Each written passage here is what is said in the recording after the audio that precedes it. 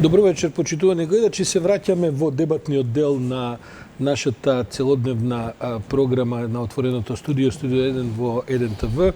Јас сум Сашо Јордановски и тоа значи дека е понеделник, бидејќи секој понеделник се обидувам да го креирам овој ден на начин да ви биде интересен за гледање. Утре со вас ќе биде колегата Чомовски, бидејќи е вторник, тоа е секогаш во вторниците. Морам да кажам дека вечерашниот гостин требаше да се појави во исто ова студио пред недела дена. Се работи за господинот Кочо Анѓушев. Добро вечер, господин Анѓушев, заменик премиер задолжен за економски прашања. Минатиот понеделник требаше во овој термин да водиме оваа дебата, овој разговор, меѓутоа знаете дека се врати тимот на Вардар од својот европски успех и се откажаа сите редовни програми, правевме директен пренос од враќањето. Јас ви се извинувам и на вас и на гледачите, но еве сега ќе надополниме. Благодарам што бевте трпелив па прифативте овој понеделник да се видиме. Мене ми е задоволство, благодарам за поканата. И тоа навистина заслужуваше внимание, бидејќи тоа се случува еве 2 години еднаш годишно и јас ја користам приликата да им честитам на коментарите на Вардар, а додека ние можеме секој понеделник да се видиме, така да не е проблем. Да. И вие сте биле во ракометот своевремено, имате некаков Да, се уште сум член на управен одбор на Ракометна федерација, ја и бев така долги години уназад, можеби едно 7-8 години. Тоа е спорт кој што дефинитивно вреди и треба да се помогне. Јас го помогав колку беа моите можности, а се уште сум член на управен одбор, меѓутоа сега не активен за жал, али треба да се помогне спортот. Господин Анѓушев, значи Македонија живее во некакви две економски реалности. Еве денеска го читав последното соопштение на опозицијата, во кој што дрва и камења фрлаат врз владата. Вас и господинот Заев ве обвинуваат за пропаст на економијата, за крај на светот во Македонија и така натаму. Вие од друга страна секој ден објавувате некакви економски цифри, показатели кои покажуваат економски успех. Гледам дека веројатно како одговор на овие напади од опозицијата, од вечерва ви се врти некаков спот рекламен, не знам дали сте го виделе, во кој што се обидувате да афирмирате, да кажем, позитивните трендови во државата во областа на економијата. На што се должи ова така драстично различна, да кажем, светоглед, различен светоглед на економската реалност во Македонија? Па видете, ја како човек што доаѓа од реалниот сектор, секогаш ќе се задржам на бројките и на реалните податоци. Ние тие кога беа лоши ги објавувавме и сега кога се добри ги објавуваме. За опозицијата не би коментирал многу, освен само би рекол дека жал ми е мене они што се уште живеат у виртуелен свет. Додека беа на власт, живеа у виртуелен свет дека Македонија е подобра од Германија и такви некои работи слушавме. А ако видиме уназад 10 години, ќе видиме дека бруто домашниот производ расте меѓу 2,5 и 3%. Тоа е вистината и тоа со некои проекти кои што, да не речам, беа измислени или правеа некакви ефекти моментални во градежништвото, а правеа долгорочни проблеми. Сега да не споминјам фасади, споменици, се тоа беа капитални инвестиции, да не се лажеме, они тие така ги третираа. Сега, јас тука би прекинал да ги коментирам, повеќе ќе се задржам на реалните факти, а тие реални факти од прилика се следните, и факти се, не можеме да избегаме од нив, како што минатата година кога почнуваше, рековме да резултатите се лоши, ама знаеме што правиме и треба да се сврти економијата во реална економија. Видете, едно е факт. Ние имавме една девастирана ситуација. Таа девастирана ситуација требаше да премине во реална економија. Она што е важно, сега бројките може ќе ги зборувам, јас ќе ги кажам, меѓутоа многу е важно дека овие бројки се резултат на реалната економија. Значи на економијата од реалниот сектор, бидејќи само тоа и на тој начин е одржливо на долг рок. Видете, нашите функции се минливи и менливи. Значи, се разбира, секој функционер кој што дошол во владата, тој ќе биде на определено време таму. Но стратегиите, политиките кои што ќе ги направите во економијата, тие се тие кои што треба да останат и да живеат под долг рок и ефектите во економијата да живеат под долг рок. Мене ми е драго што овој економски раст, а тоа е факт. Факт е дека последниот... Е одржлив? Да, се разбира, е одржлив и таков и го правиме. Одржлив е заради тоа што, точно заради тоа што е резултат на реалната економија, не на активностите на владата кои што изнудено или форсирано, да речеме, прават некакви економски резултати. И тоа ги покажува и бројките. Значи, видите, само тој кој што не сака да ги види, не ги гледа. Факт е, и не може никој да го побие, дека растот на бруто домашниот производ првиот квартал оваа година е 4,1%. Ако земете дека тој во вториот квартал, значи во 2017 година, кога оваа влада ја презема одговорноста и функцијата, беше минус 1,8%, значи ние имаме раст од скоро 6% во меѓувреме во 6 квартали практично. Сега во 7 квартали поточно речам. Сега кога тоа ќе го земете, практично мислам дека тој факт не може никој да го побие, као што да речеме во првиот квартал минатата година или во претходниот квартал беа лоши резултатите и ние ги кажавме такви какви што се. Факт е дека оваа година се, значи откако повторно од вториот квартал тамо од 2017 година до денеска се запослени над 49.000 луѓе. И тоа не е резултат на иселувањето, заради тоа што бројките убаво кажуваат дека тоа се новозапослени. Тие новозапослени некаде се запослиле. Се запослиле во најголем дел, значи во новите инвестиции. Факт е дека во државава, без разлика кој сака тоа да го представи или не го гледа само тој што не сака да го види, дека се градат во моментов 19 фабрики само во индустријските развојни зони и уште 7-8 фабрики надвор.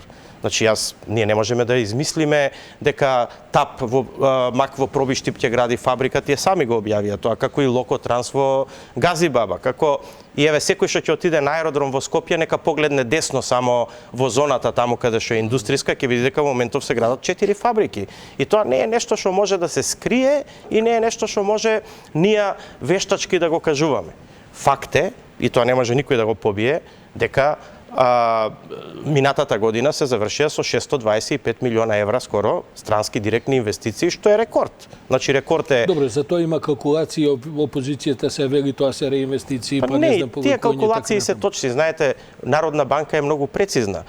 Реинвестирани добивки во сите тие, значи 625 милиона евра се негде околу 200 милиона евра и тоа точно се води како ставка таму. Другите точно по компании се знае кој колку средства внел во нашата држава. И пазете, чак што више да е реинвестирана добивка, каква што е 200 милиона, во тој случај практично некој ги создал тие услови да тие луѓе ја реинвестираат таа добивка. Зошто не ја извадиле? Зошто претходната година ја ваделе добивката или претходните години? Значи, видете, ние не можеме да, како да кажеме, да го коментираме однесувањето на опозицијата. Тоа ќе го коментираат граѓаните. Мислам дека македонските граѓани полека стануваат свесни, тие се доволно интелигентни и едуцирани да може да ги разберат сите работи. И мислам дека таквата негативистичка кампања не му служи на никого, а поготово значи не и служи на нашата држава. Мене ми е жал што се уште има луѓе кои што негативните вести за нив се позитивни вести од нивни аспект гледано. Јас мислам дека тоа што е добро треба да се каже дека е добро. Тоа не значи се дека е добро. Меѓутоа некои работи се факт дека се добри. Ајде да тргнеме од тоа што е лошо. Што е лошо, кажете ми? Па видете, она што е лошо и што мислам дека... Бидејќи јас имам неколку подпрашања, но сакам да чујам вашиот самокритички пристап. Видете, тоа што е лошо и што мислам дека треба да брзо действуваме на тоа поле, тоа е да го подобриме образовниот систем, бидејќи образовниот систем со тек на време ќе стане ограничувачки фактор за развојот на економијата. Заради тоа што го бара економијата, веќе све потешко и потешко се наоѓа на пазарот на работна сила, а ние мораме да најдеме начин како тоа да го трансформираме. Од 180.000 невработени во Македонија, 105.000 се со основно или средно образование. Не, точната бројка е следна. Значи, во моментов невработеноста падна на 17,8% и тоа е исто факт. Добро. Бидејќи се запослија, како што ви реков, над 49.000 луѓе. Меѓутоа, од тие што останаа, тие се веќе некаде околу 170.000. Од тие 170, или ќе ви ја кажам последната анализа што ја знам прецизна, кога беше 19,4% невработеноста, тогаш 185.000 луѓе бараа работа. Од тие 185.000 луѓе, 105.000 беа активни баратели на работа. Значи 80.000 луѓе, тие се тие кои што не знаеме каде си, зошто не бараат работа, можеби не се и во државата. Сега од тие 105.000, што ако земете од невработеност е околу 11%, 50% од нив се со основно или без образование. И сега за нив мора да измислите други мерки. Не можете во кој образовен систем ќе го ставите тој што е со основно образование или без образование има 35 години. Значи тој може само да го преквалификувате, ама ние сме мала држава. И како мала држава колку паралелки и каде ќе ги организираме. Затоа им дадовме на компаниите, издвоивме 20 милиона евра во буџетот и им дадовме на компаниите пари и им викаме преквалификувајте си го вие за тоа што ви треба, а ние ќе ви платиме 6 месеци плата за тој човек за да не биде на ваш товар, само да го решите и вашиот проблем да најдете работна снага, ама и неговиот проблем на граѓанинот да го едуцирате. И кога видите, знаете што е суштинската слика и вистинската слика, кога ќе земете има уште една анализа, од тие 105.000, 42% се над 50 години. Сега, тоа е исто важно. Знаете, тие луѓе дел се на вистина невработени, технолошки више ко станале без работа и така натаму. Дел се дел од сивата економија, тоа е точно, да. Знаете, заради тоа што дел од тие луѓе се тие кои што продаваат на зелени пазари, таксисти, оние кои што одржаваат градини, кои што доаѓаат дома и молерисуваат, плочки, леп. Тие луѓе некаде 15 години направиле стаж и сега тие веќе оствариле значи услови на пензија кога ќе наполнат 64 години, тие не се заинтересирани да работат официјално, али ги користат бенефициите што ги имаат во агенцијата за вработување со нивното пријавување. Тука треба да се најде механизам. Значи колку е проценката дека е реалната невработеност? Па видете, вие кажавте 1%, да не го сега јас ќе го кажам прецизно. Значи ако земете дека овие 105.000 се околу 11%, и ако земете да ги извадите овие, значи да речеме 42% што се над 50 години, не може сите да ги извадите, ама да речеме еден дел од нив да извадите, мојата проценка дека реалната невработеност е некаде помеѓу 70 и 80.000 граѓани во нашата држава, но има една друга анализа што е исто интересна. Правена е анкета на 3100 компании, значи не сите, само 3100 компании, над 7 вработени, и од нив 1800 веднаш би запослиле, значи оваа година, 18.000 луѓе. Значи, пазете, не се тоа сите компании. Ако невработеност е меѓу 70 и 80.000 граѓани, во тој случај 1/4 од таа невработеност би се решила годинава, ама ако најдат тоа што бараат, а што бараат? Во високото образование бараат инженери углавно, машински, електроинформатичари, технички кадар. Во средно средно училиште бараат среднотехнички училишта, а во занаетите бараат возачи, ракувачи на градежни машини, плочкари, заварувачи, оператори на ЦНЦ машини и така. И тука ние мораме како општество да најдеме сила да го смениме менталниот склоп. Значи ние како ќе го решаваме тој проблем? Овие што се сега невработени а возрастни, тие нема друго освен со преквалификација, и го кажав механизмот. Меѓутоа мораме да го смениме и образовниот систем. Па сега во средно училиште да направиме паралелно покрај гимназија, каде што треба се намали бројот, среднотехничките училишта што од септември веќе се зголемува нивниот капацитет и од следната година да се воведе масовно дуално образование кое што ќе биде прилагодено на наши услови. Објасните го дуално, го слушаме тоа. Што е дуално образование? Видете што е дуално образование. Дуално образование е образование каде што ученикот во средно училиште може од втора година средна школа да почне да работи и да учи. Меѓутоа за тоа треба да се сменат уште неколку закони, законот за работни односи, законот за образование и така натаму, и тоа го припремаме сега и ќе го направиме. Тоа значи дека ученикот 2 дена оди во училиште, 3 дена оди во компанија, тој зема плата, запослен е, значи од 16 години, му тече пензиско, здравствено, се му тече, тој тие 3 години значи учи и работи, а после уште 3 години треба да одработи во компанијата која што го прифатила и му давала плата додека учи. Утопија е и не е точно дека после тоа тој не може да студира. Напротив, кога ќе ги изучи 3 години и одработи уште 3, значи после 6 години, или со други зборови, тој кога има 16 плюс 6, 22 години, 23 години, тој на 23 години пак може да продолжи да студира ако сака, ако види дека ова што го работел не му одговара, сака да студира. И затоа во Германија, Австрија, Швајцарија, каде што е и воведено ова дуално образование, вие имате многу студенти што почнуваат да студираат на 23 години. Точно излезени од овој систем. Така да, мислам дека, пазете, ние сите треба не е проблемот само во учениците, проблемот е и во родителите. Кај нас тешко кој родител ќе се нафати дека неговото дете ќе биде оператор на CNC машина, иако е тоа господска работа. Пазете, денеска оператор на CNC машина е што? CNC машина е компјутерски управувана машина. Така е. И таа компјутерски управувана машина нема физичка работа, тоа е фина работа. И сега тие луѓе не се платени помалку од 500-600 евра нето плата. И сега пазете, ако некој од 18 години зима 500-600 евра плата, па веројатно е подобро отколку од 23 години да остане незапослен. Видите дека е проблемот во менталитетот и така натаму. Гледам со која страст, бидејќи ве гледав на онаа двегодишна, како се вика, отчетот што го дававте како влада, потоа ве гледав и на една дебата во ТВ кај колегите во ТВ21, со каква страст говорите за образованието и потребата од реформи. Вие велите дека е проблем менталитетот и така натаму. Јас би рекол дека е проблем и политиката, господин Анџушев, таму кај што вие седите. Така. Имено ја не гледам министар за образование кој со ваква страст говори како вас за потребата од реформа во образованието.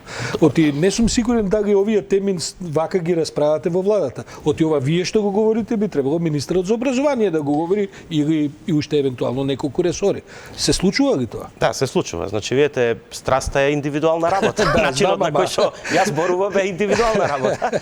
Но факт е дека исклучително добро соработуваме со министерот за образование господинот Арбер Адеми и со министерката за труд и социјална политика господјата Мила Царовска, бидејќи тие се клучни за оваа реформа.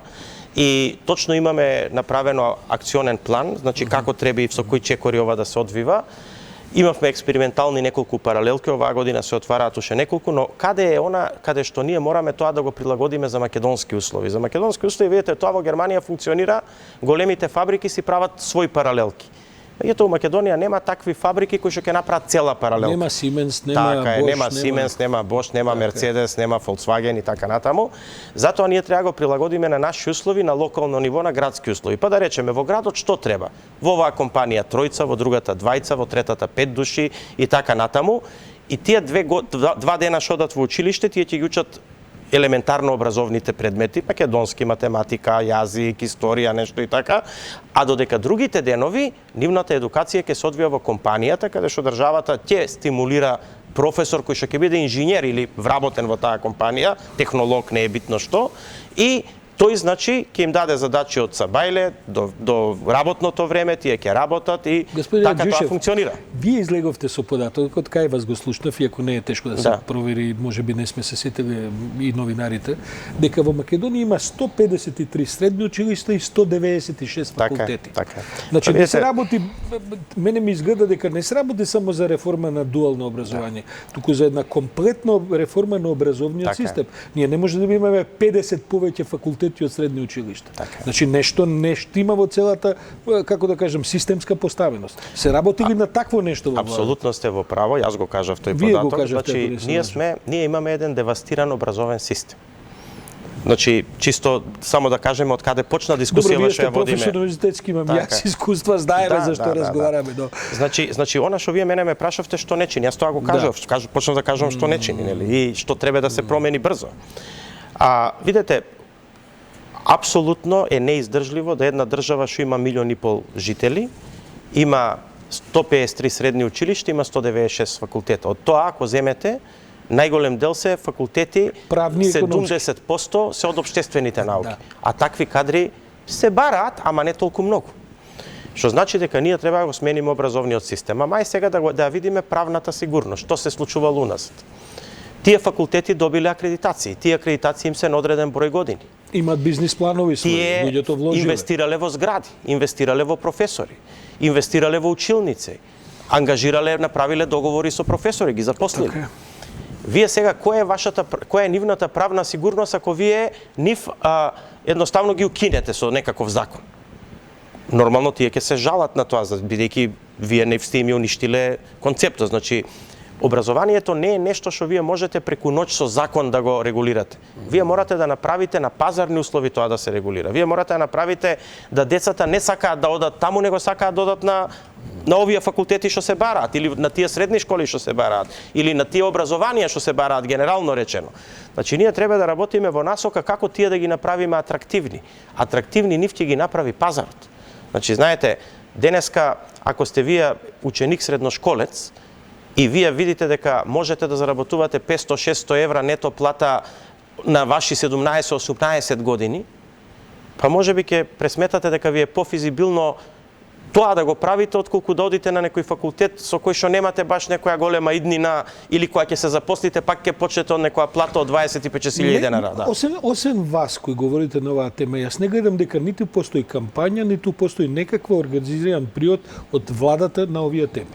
Вие говорите во последните неколку месеци, ви верам, ве слушам и така, не гледам дека владата стои на тие позиции. Знаете, владата стои на тие позиции. Во мојот кабинет се координира таа акција во моментот и затоа јас ја зборувам. Меѓутоа неколку настапи имаше и министерот за образование, и министерката за труд и социјална политика, и заеднички настапи имавме, кај што ова го говориме. Брзо ќе испаднеме ние точно со агенда како тоа ќе изгледа, значи со акционен план, и ќе го презентираме во јавноста. Ќе биде потребна кампања.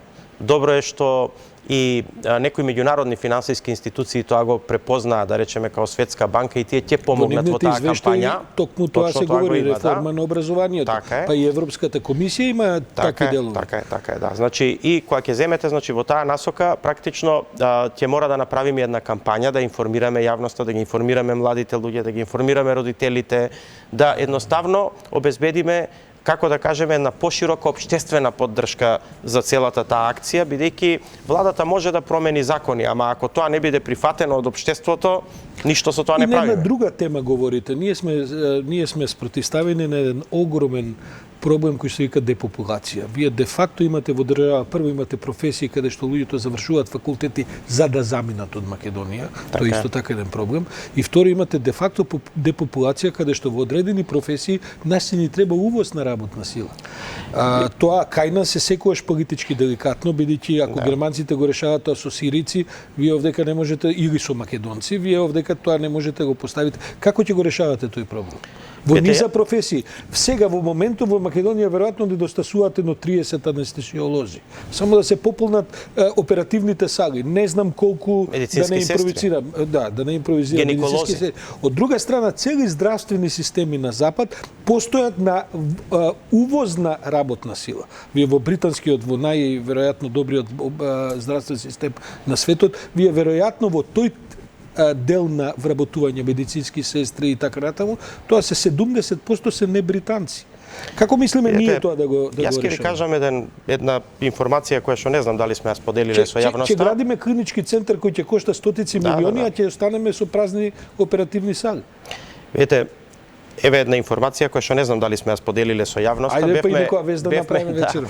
Бевме во Давос со премиерот и со министерот за економија и Давос беше оваа година економска агенда. И бараше средба со нас министерот за здравство на Германија. И министерот за здравство малце не изненади таа средба, али нормално ја прифативме, одржавме, и тој побара од нас 50.000 медицински сестри, дека му фалат у моментот у Германија. Вика, дали можете вие нешто како Македонија да помогнете? Ние немаме, одговорот наш беше, се разбира дека не можеме, бидејќи и кај нас е дефицитарно. Видете, во 21 век, вие не можете, кога сите имаат пристап до информации, кога се отворени границите на Европа за луѓе кои што имаат некаков занает и некакви компетенции во делот на трудот, да речеме, и образование се разбира, значи, вие не можете да ги затворите границите. Не можете никому забраните да оди. Единствен начин како ние да ги задржиме луѓето да бидат кај нас е да им понудиме подобри услови. Добро, тој дел од приказната ми е јасен за условите и веројатно можете да говорите. Ни треба ли увоз на работна сила? Во моментот ние немаме размислувања за увоз на работна сила, бидејќи се уште причини, економски или политички? Бидејќи се уште ги имаме овие како да кажам 50.000 ниско образовани луѓе, зборам за занаетчиските работи, и се надеваме дека со нив ќе ги пополниме со овие преквалификации.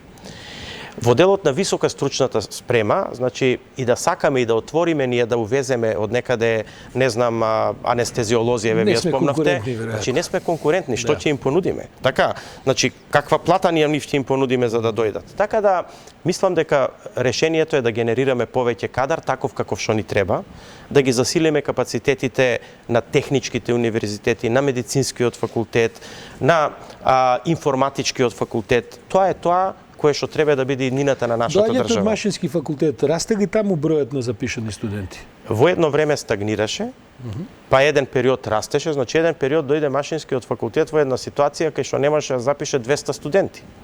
Сега тој број е стабилизиран на некаде меѓу 350 и 400 студенти. За среќа тие и завршуваат, но за несреќа еден добар дел од нив си заминуваат. И меѓутоа, пак од друга страна, среќа е што во нашата држава се отвараат фабрики и сега ние, не знам дали гледате, повеќе не бараме фабрики кои што ќе запослат 6.000 луѓе за 9.000 дена. Да, тоа го Такви објаснувате нема. неколку пати. И нема потреба. Тоа не ни го решава нас проблем. Ние мораме да најдеме фабрики. Јас сум среќен што овие 19 плюс 7 да речеме што се градат во моментов, се такви фабрики кои што не запослуваат повеќе од 400-500 вработени, ама запослуваат добар дел високо квалификуван кадар, кои што се спремни да им дадат убава плата, 1000, 1500, 2000 евра и така натаму. Ако сакате вие да ги задржите, само тоа е начинот и решението. Друго решение нема. Но и тоа ќе потрае, Ќе потрае, да. Ништо преку ноќ не се случило. Една од понеуспешните области во кои што работи оваа влада, а и веројатно сите претходни, е земјоделието. Значи, ако ги прочитате препораките на Европската унија, препораките на експертите така натаму, тие се во директна контрадикторност со тоа што го прави ова и претходните влади. Значи, системот за субвенции, ајде што кај нас се дели секогаш по килограм, во Европска унија се дели по хектари. И тоа е нешто што многу земји кои што влегува во Европската унија го има обратно, се извинувам. Да, затоа малку и закочив бидејќи. Да, обратно. Многу земји се соочија со тој проблем, има голем проблем. Второ, ние форсираме култури за кои што Европската унија бара, како да кажам, згаснување, како што е тутунот, например. Дури ми се чини дека се уште се одвива и европски проект во кој што се бара згаснување на тутунот и пренасочување и субвенции за тутун кои дава владата и така натаму. Каква е ситуацијата? Да не говорам дека не е ни почната никаква земјична реформа, што е проект кој веројатно треба да се одвива 10, 15, 20 години. Каква е во таа смисла ситуацијата? Значи, за да завршам тезата, ми се чини дека се уште се однесувате на начин да купувате гласови во суштина. Како и претходната влада. Значи, видите, прави сте. Таму има голем простор што да се направи и точно е дека тука има многу што да се направи. Но точно е и дека нешто се направи. Сега да кажам што се направи, а што не е направено и што многу треба да се направи. Прво, требаше да се спречи, како да кажам, субвенционирањето кое што беше уствари на некој начин злоупотреба.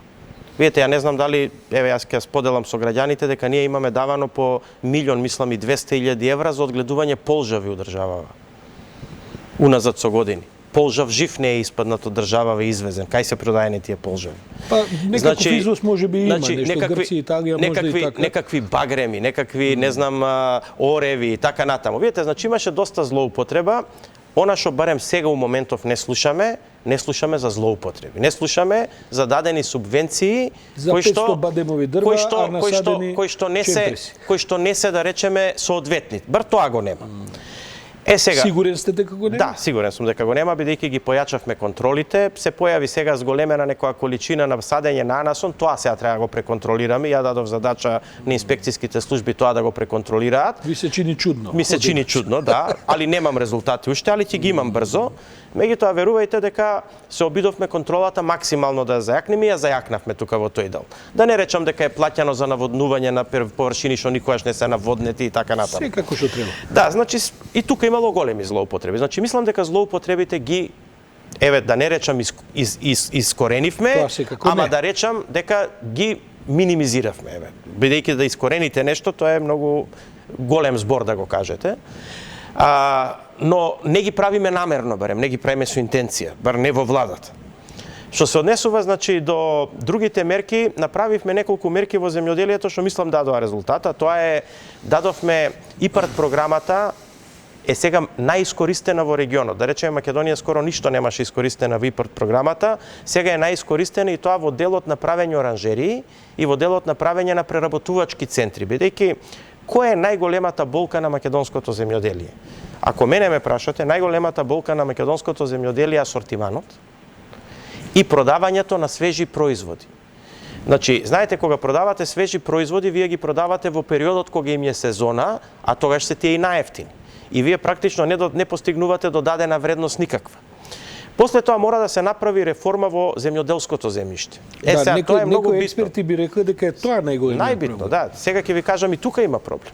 Значи, каде Да е тука? појасниме за публиката. Значи, Сега. тоа е илјадници мали парцели кои што не можат модерно да се обработуваат, кои што не можат Тоа да е едниот проблем. постигнат Тоа е цена, кои едниот што не проблем. можат да повлечат кредити затоа што не се банките не ги признаваат како хипотеки, без кредити не може да развиете модерно земјоделие и така натаму. Јас би ги поделил во делот на земјиштето на два проблемите. Добро. Првиот проблем е окрупнувањето на земјиштето. Значи, вие не можете да бидете ефективен ранчер или ефективен земјоделец ако имате мали парцели земјоделски, па треба малце ваму да работите, малце таму и така натаму, и тоа е окрупнување, тоа е болен процес. Вие треба на некого да му земете, па да му дадете соодветно и тоа сето некако да го... И во тој правец има некои мали помаци, но недоволни. Да бидеме објективни, недоволни. Сега, има втор проблем што е поголем. А тој поголем проблем е, ако направите анализа, кој све го има земено земјоделското земјиште, ќе видите дека неколку големи компании или неколку големи физички лица имаат земено илјадници хектари. И тие имаат договори за тие хектари. И вие сега не можете така лесно да им ги одземете. Заради тоа што тие подпишале такви договори да се флексибилни. Сакаат ги садат, сакаат не ги садат, ама вие не можете ништо да им направите. Добро, концесиите не обезбедуваат одреден механизам Па видите, за... концесиите обезбедуваат тоа што е напишано во концесискиот договор, а тој е напишан исклучително поволен за страната што ја земала концесијата. И вие се треба да одите на суд да плаќате обештетување ако им ги земете. Сега ние се обидуваме тука да направиме промени, бидејќи ако тргнете сега да барате слободна земја низ државава, вие нема да најдете. Све е окупирано. А ако тргнете да барате што е обработено, па ќе видите дека пола не е обработено.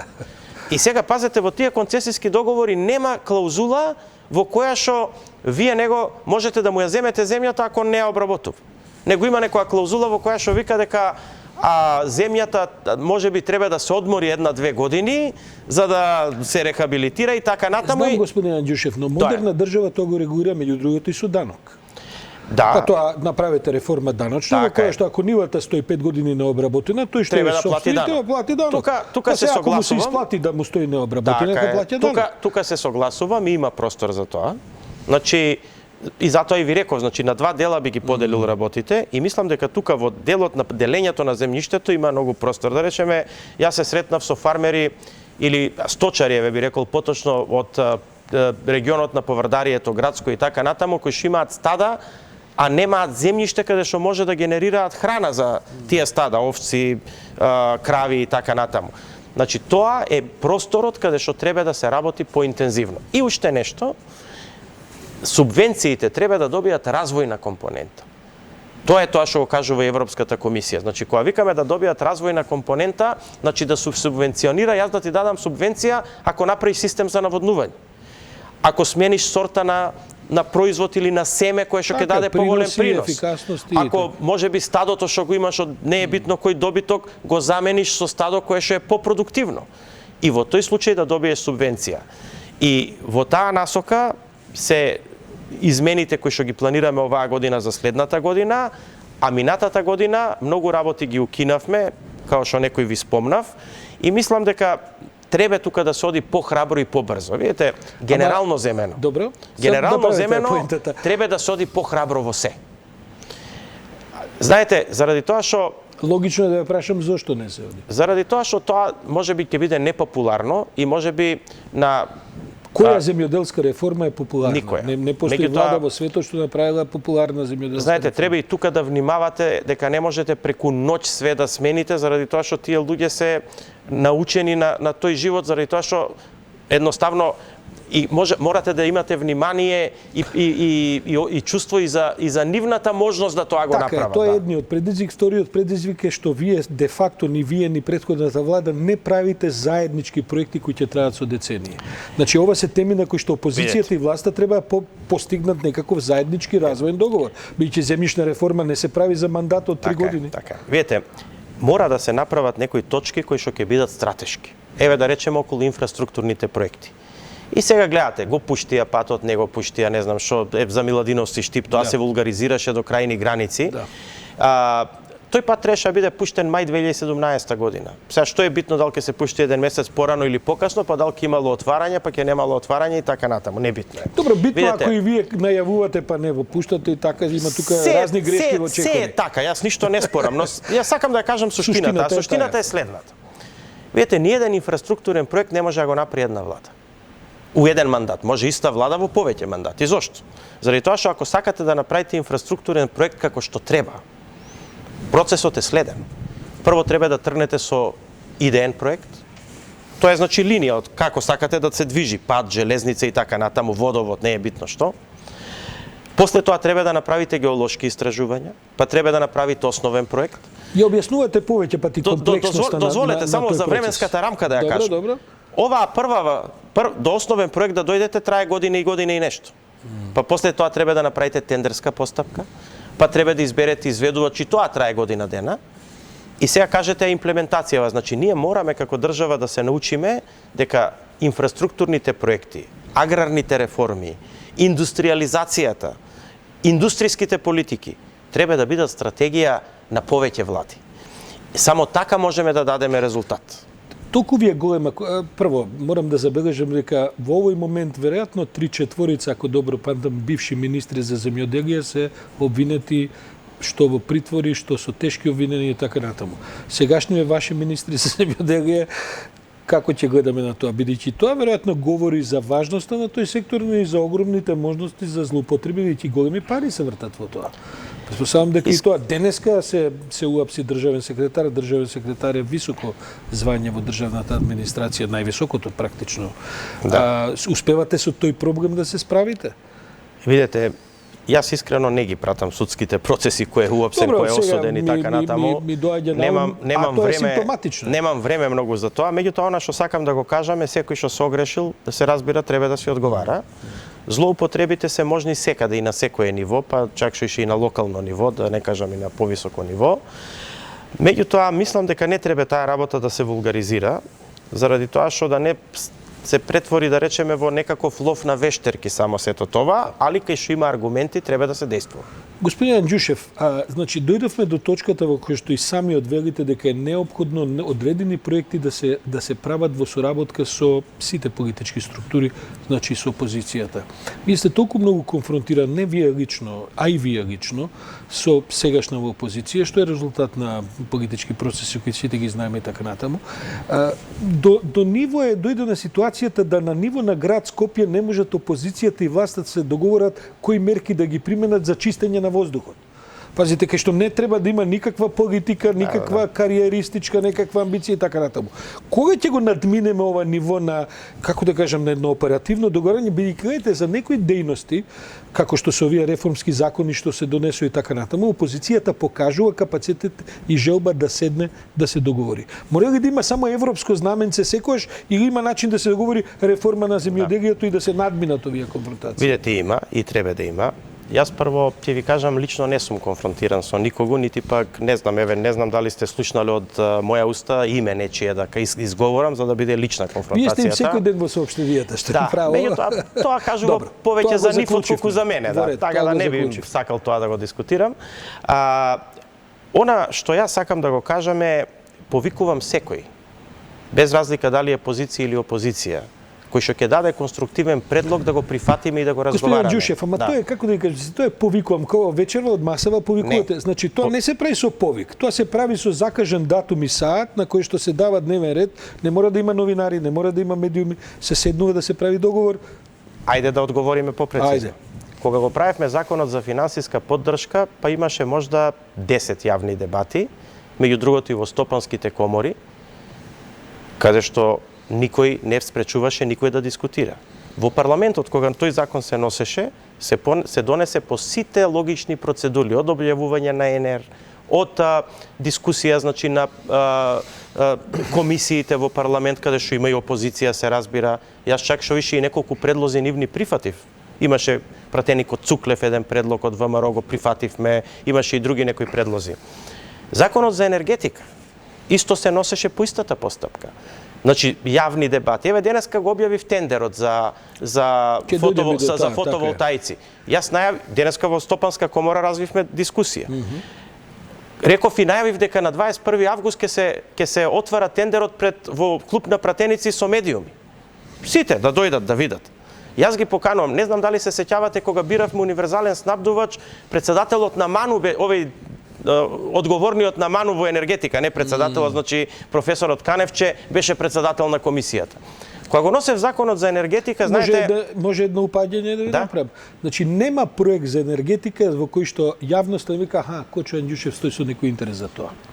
Оти сега, како да ви кажам, денешните апсиња на овој државен секретар се резултат, ќе видиме дали ќе се докажат, се разбира, ние треба да разговараме на ниво на обвиненија. Се резултат на местење тендери без разлика што биле најтранспарентно отворени, кога веќе другата страна ги знаела сите деликатности за тендерот кои се биле неопходни да има најконкурентна позиција.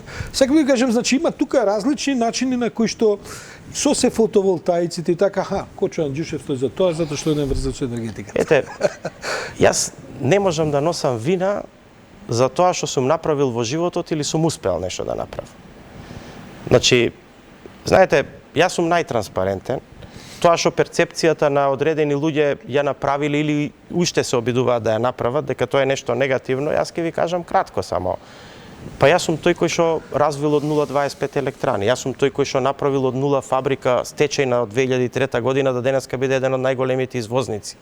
Говорите за Брако? За Брако говорам, да. Ќе прокоментираме за трите металарки. Да, тоа па со задоволство ќе го коментирам, да. Видете, значи ние мораме малце да направиме едно разграничување што е јавен интерес, што е конфликт на интерес, што е ги гледам јас надписите за некои 3 метларки, јас сакам да кажам вака, видите, прво Брако произведува 400 возила. Да објасниме само на гледачите. Вие вашата компанија Брако произведува возила кои што се за одржување хигиена во градски услови и така натаму. Значи Брако сега некакви 3 метларки завршиле во некоја општина. Видите, Брако произведува 5 производни програми. Не е сакам емисијава да биде реклама за Брако. Има околу 700 вработени, во сите компании има околу 1000 вработени. Тие 700 вработени произведуваат и медицински намештај, произведуваат и жичен програм, произведуваат и камиони за одржување, значи хигиена во градовите, меѓу кои и електрични камиони као Тесла со све, значи произведуваат и машини за Швајцарија, произведуваат и опрема за вилјушкари, и јас се гордеам со тоа. Пазете, од една стечајна фабрика во 2003 година вие денеска имате извозник. 98% од производите на Брако се извезуваат. Тие 98%, да речеме, ако сме сега веќе кај камионите или овие што ги викаме метларки вака популарно, тие се камиони, високо софистицирани камиони. Тие камиони се произведуваат, значи такви возила разни во разни категории се произведуваат 300-400 годишно. Произведени се околу 1000 во овие години. Од тие 1000, 3 завршиле во Македонија, кај што Брако нигде не се појавил да конкурира. Ама видете сега, ако ја прифатив дека Брако нема нигде да се јави директно, јас гарантирам дека не добил ни еден тендер и нема да добие и е повлечен од секаде и така натаму, па јас сега не можам и секој што ќе дојде да купи во фабриката, опрашам кај ќе го продае. Така да тоа станува малце дегутантно, станува малце, како да кажам, невкусно, па малце ми е, како да кажам, и чудно да луѓе у Македонија се среќни да не се продаваат македонски производи, али она што јас можам да го гарантирам е дека ние нема никаде да учествуваме на тендер, но сега треба да отвориме, ќе ми дозволите 2 минути, и едно друго прашање, дали со тоа е запазен јавниот интерес? Што е јавен интерес? Јавен интерес е како парите од буџетот да се потрошат најсоодветно. Видете, храбро јас ке малце кога прокоментирам тоа, па и со ризик да бидам погрешно сватен. Тој ризик е голем, затоа ве предупредувам. Да, војте, не е спорно. Дали е јавен интерес ако тој некој кој што произведува? Например, најпростиот производ што го произведува Брако се шајки.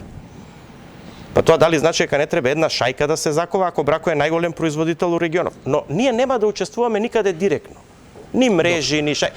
Но дали е тоа запазен јавниот интерес? Бидејќи сега ќе се појават некои трговци кои што тоа ќе окупат и ќе додадат некоја одредена маржа. Не е лошо што ве држат на нишан, бидејќи има неколку министри чии што роднини исто така од медицина и фармакологија до енергетика има. Апсолутно, значи не се ќе си ги издржите плашам од сите тоа. Критики и прашања и нема бегање од тоа. Убаво што ве тресат, јасна ми е вашата аргументација и мислам дека сте во право.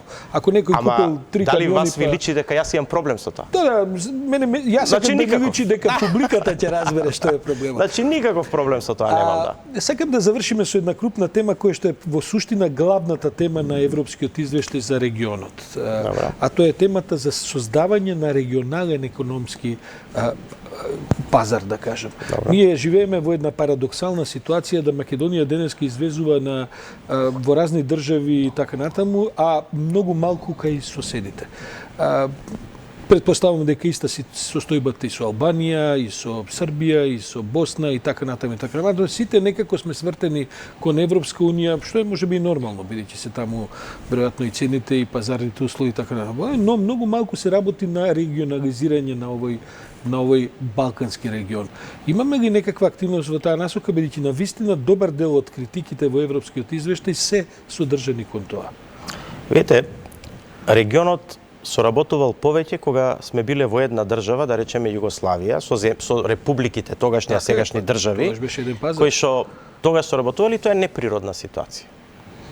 Во меѓувреме, нашата индустрија била насочена едни према други, меѓутоа таа се расформирала, пазарите се освоени од други испорачатели, фабрики и така натаму.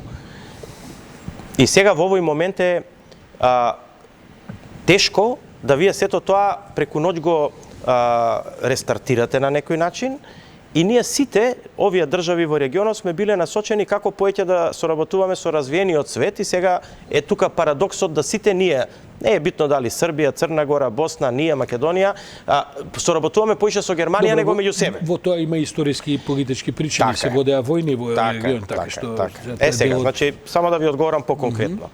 Но тука си административните бариери што едни на други си ги поставуваме. Значи сега гледате, Косово воведува царини за Србија.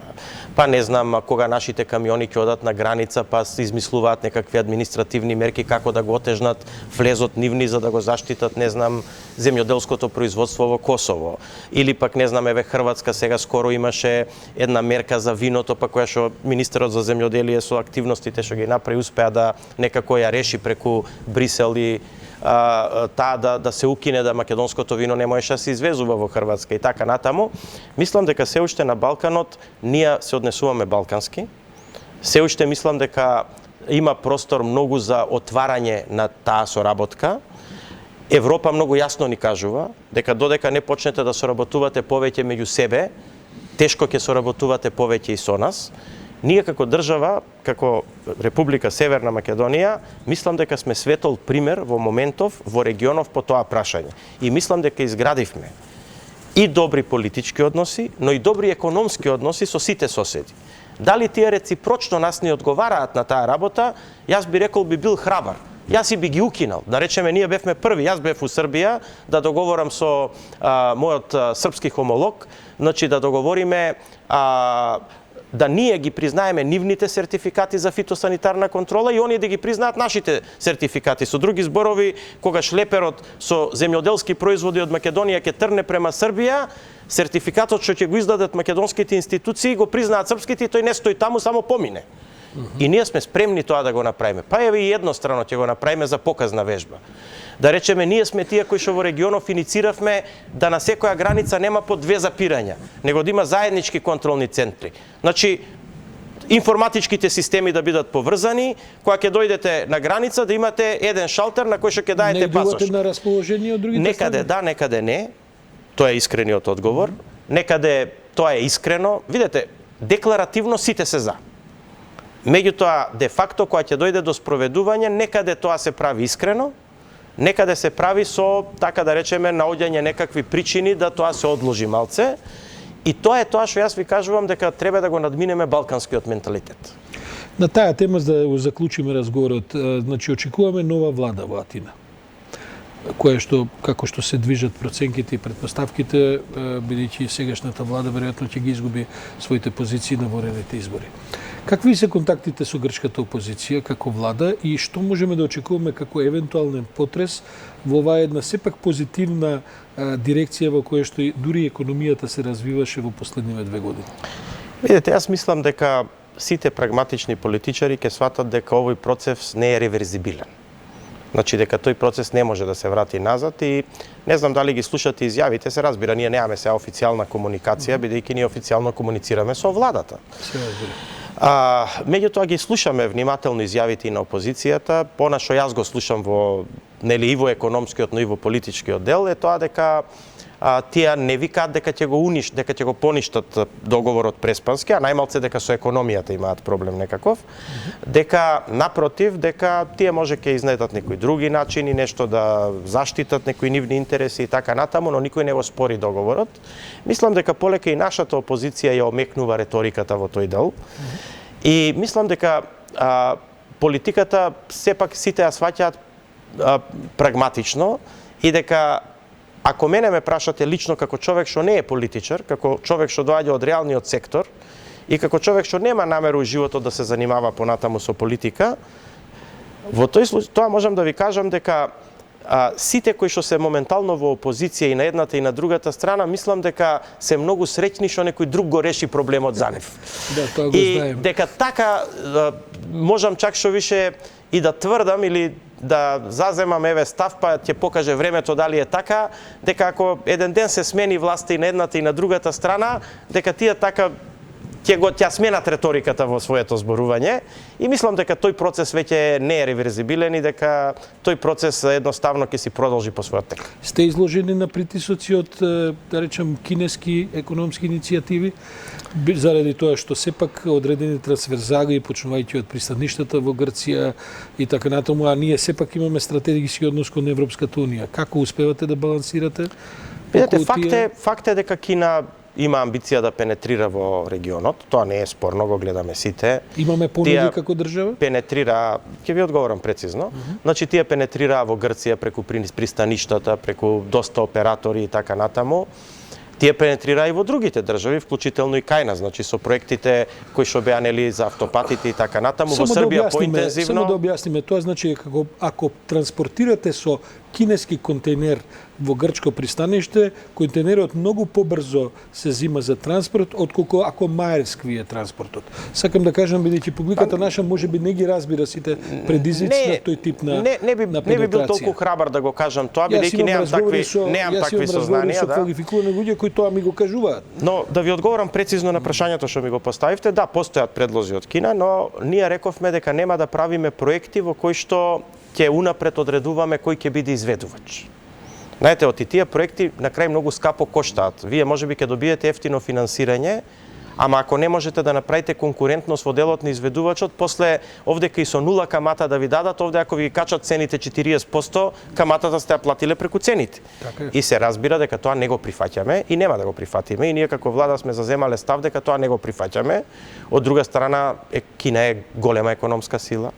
Кина е пријател на нашата држава, никогаш не била непријател на нашата држава и ние немаме никаков проблем ако кинеските фирми во една транспарентна постапка тендерска добијат, значи како што добија еве сега на некои делници да речеме на патот, ние не можеме и не сакаме да речеме дека тоа ќе го стопираме, но тоа да биде согласно да речеме конкурентна постапка, финансирањето на една страна обезбедено, тендерските постапки на друга страна и кинеската влада и на тие иницијативи и состаноци на кои што еве присуствуваме одиме, они тоа го прифаќаат и сега веќе такво и однесување наметнуваат во регионот. Иначе нивната желба е легитимна, тие сакаат колку што може повеќе да пенетрираат со своји производи, економски интереси и така натаму, не само во нашиот регион на Балкан и Југоисточна Европа, него нашиот регион повеќе го гледаат како транзит за пенетрација во развиената Европа, да речеме.